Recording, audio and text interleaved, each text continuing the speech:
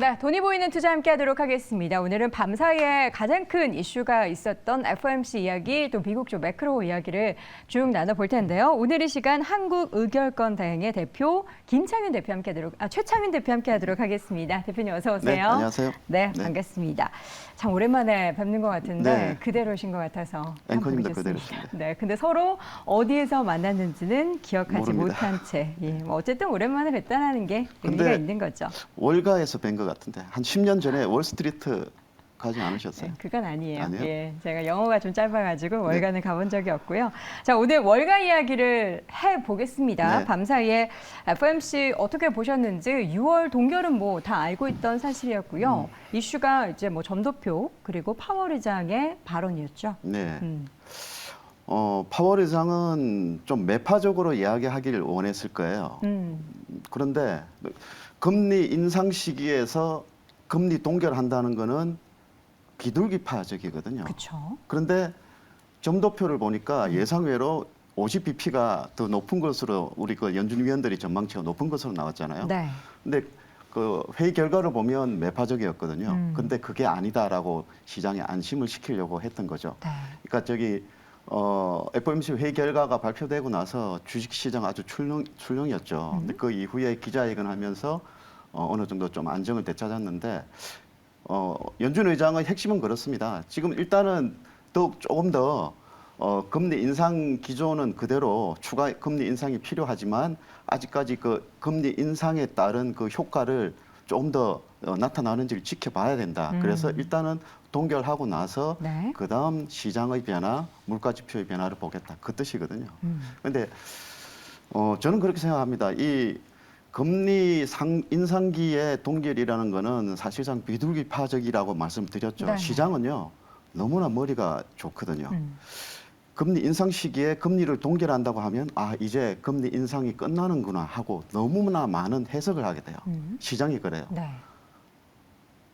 사실은 그게 아닌데 점도표 보면은 또 두 번 더 인상에 그렇죠. 두 번 더 인상을 하게 돼 가능성이 있는데 있잖아요. 시장은 금리 인상 시기에 금리 동결을 하면 이제는 거의 끝나가는 게 아닐까 이렇게 생각을 하고 실제로 미국 기준금리 추이, 장기 추이를 보면요. 거의 제 기억에 2003년경에 5.25%까지 갔었죠. 거의 높은 수준. 네. 역사적으로 거의 고점이거든요. 그때도 굉장히 가파르게 올렸었죠. 그렇죠. 근데 시장은 이제 거의 다 왔구나 이렇게 생각을 하고 있는데 의외로 그 연준위원들의 그런 전망치를 보면 또 올라가 있으니까 시장이 좀 충격을 좀 받았던 것 같아요. 지금 보면은 점도표상에서는 지금보다 추가적으로 그러니까 미디언값 자체가 5.1에서 5.6으로 올라가면서 두 차례 정도 연내 인상할 가능성에 대해서 우리가 확인을 해볼 수가 있었고요. 점도표 공개 이후에 파월 의장 같은 경우에는 조금은 시장의 그런 뭔가 그 매파적인 분위기에서 조금 온건하게 발언을 하기는 했습니다. 그러나 네. 7월에 대한 이야기는 좀 오리무중에 빠지게 또 발언을 했어요. 네. 아직 모른다. 저는 금리 인상을 안 할 것 같아요. 7월에도요? 네, 금리 인상을 안 할 것 같아요. 왜요? 둘 중에 하나 베팅한다면 저는 안 한다에 베팅. 아니 점도표는 그렇게 두 차례 인상이 있는데도요? 그래도 안 할 수 있는 안 할 거죠? 가능성이 더 높죠. 왜냐하면 지금 현재 점도표는 올라갔지만 네. 최종적인 결정은 다 이 다수결에 의해 가지고 이렇게 FOMC 회의가 다수결에 의해서 하거든요. 네네. 근데 그 최소한 하반기 3분기나 4분기 때 금리 인상을 추가적으로 할지언정 7월에는 안 할 가능성이 많죠. 왜냐하면 지금 5월에 인상하고 6월에 금리 동결했잖아요. 그러면 금리 동결과는 다른 뭔가 지표가 나와야 되잖아요. 그렇죠. 그래야 인상을 하는 건데 지금 현재 추세를 보면 그렇지 않거든요. 물가는 조금 물론 근원 물가는 여전히 높은 수준이지만 전반적인 물가 지표는 예상외로 좀 낮아지고 있다는 이런 부분들에서 아마 저는 한 번 더 동결할 가능성이 크지 않나 이렇게 보고 있습니다. 한 번 더 동결할 가능성. 그러나 7월에는 동결은 하겠지만 그 이후에 또 추가적인 인상에 대해서는 우리가 네. 완전하게 덮어둘 수는 없다. 안심할 수는 사실 없다. 호주도 그랬고요. 캐나다도 네. 그랬고 뭐 어떤 나라는 두 번 동결한 다음에 그다음에 또 꺾이지 않는 인플레이션을 보면서 인상을 결국에는 단행을 했잖아요. 네. 미국 같은 경우에도 하반기에 우리가 더 이상의 인상은 없을 것이다라는 기대감을 꺾고 그때 다시 인플레이션이 꺾이지 않는다면 네. 올릴 수도 있다. 그렇죠. 그런데 우리 주식을 오래 해본 사람은 좀 아실 거예요. 연준의 특징. 네. 가끔 거짓말을 하거든요. 가끔 아니고 자주 자주 하는 것 하죠. 같아요. 보면은 많이 항상 당하셨네. 거짓말하는 것 같아요. 그러니까 지금 현재 네. 연준은요. 일부 지금 오늘 회의 결과 분석 레포트를 제가 이렇게 쭉 보니까 내년에는 금리 인하한다. 뭐 후내년은 더 인하한다. 이런 그쵸. 내용들이 많잖아요. 음. 근데 내년, 후내년 생각할 필요 없어요. 연준은 이 정책 금리의 효과가 주로 우리 정부에서 어떤 정책을 이렇게 진행을 하면요. 3개월에서 6개월 정도 시차를 두고 나오잖아요. 네. 3개월 뒤, 6개월 뒤 이후는 생각할 필요가 없어요. 왜? 연준이 지금 금리를 만약에 다음 달에 인상하든 동결하든 그 네. 효과는 3개월 뒤, 6개월 뒤에 나오기 때문에 그때 보면 되는 거지 후내년에 금리가 어떻게 될 거냐 이렇게 생각할 필요 없거든요. 그래서 지금 제가 보는 현재의 연준의 스탠스를 보면 일단은 비둘기파적으로 가는 게 맞지 않나. 왜? 일단 금리 동결한 게 중요하고. 네.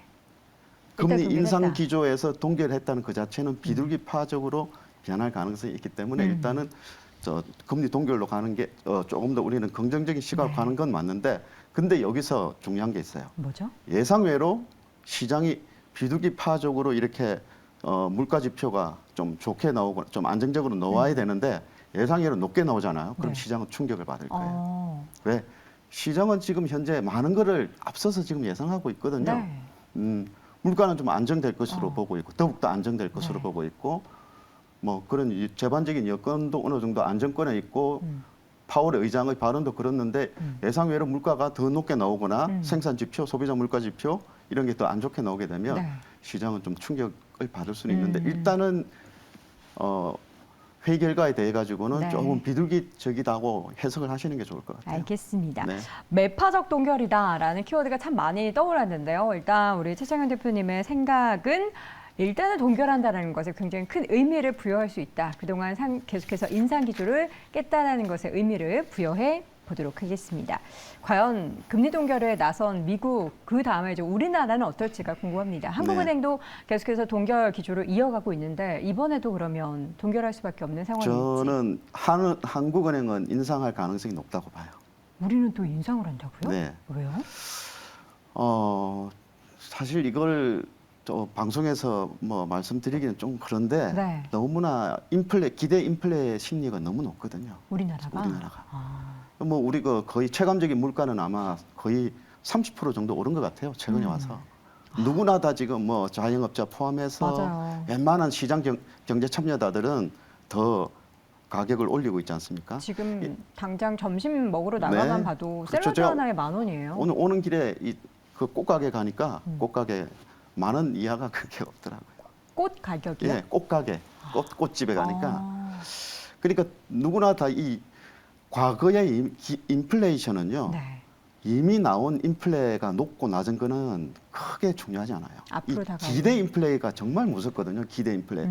지금 우리나라의 시장 참여자, 소비자들, 생산자들 모두 다 기대 인플레 심리가 굉장히 높아요. 아. 그래서 한은이 이걸 한번 충격을 한번 줘야 되거든요. 물론 네. 시장의 충격은 또 있겠죠. 네. 그리고 또 미국과의 금리 차가 미국이 훨씬 높잖아요.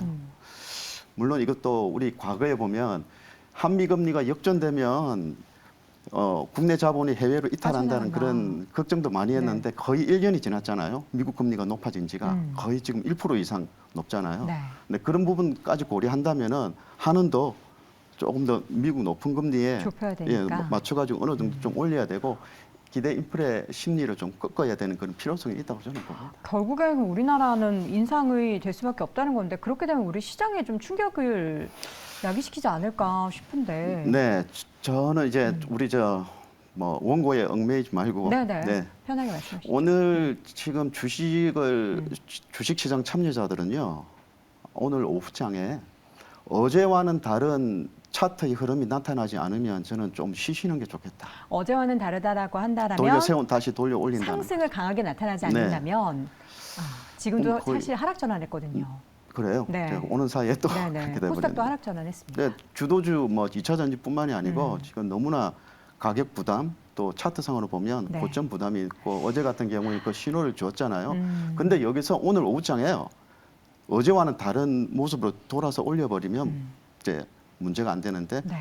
또다시 또 약해지는 이런 모습 보이면 조금 쉬셔야 될 그런 시기가 아닌가 이렇게 말씀드리겠습니다. 현재 구간 코스닥 지수가 0.5%까지 낙폭이 커지고 있고요. 코스피는 0.49%까지 낙폭이 커지고 있습니다. 이 상황 네. 속에서 만약에 오늘 오후장에 좀 드라마틱한 시장의 반등, 어제 하락을 좀 메꿀 만한 그런 반등이 나타나지 않는다라면 우리 시장을 좀 주의할 필요가 있다라는 말씀까지 들어봤습니다. 오늘 너무 아쉬운데 시간 관계상 여기까지 예, 들어보도록 하겠습니다. 한국의결권 대표 최창윤 대표와 함께했습니다. 고맙습니다. 네, 수고하셨습니다.